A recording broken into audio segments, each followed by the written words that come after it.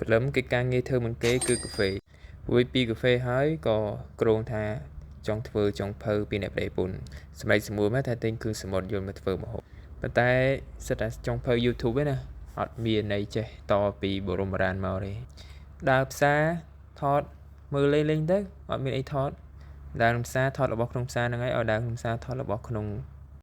ហើយបន្ទាប់មកក៏យើងលាងអាហារដែលយើងញ៉ាំអញ្ចឹងទៅកុំឲ្យវារីអាចរួចពីលាងហើយស្អាតអញ្ចឹងទៅក៏យើងសម្អាតយកអាស្អីខ្មៅចេញទៅ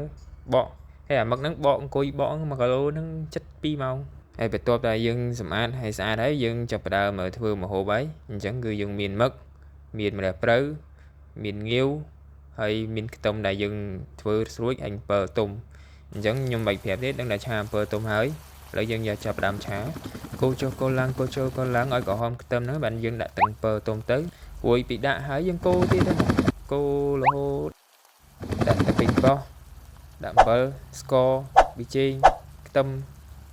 រួចយើងដាក់ងាវចូលទៅ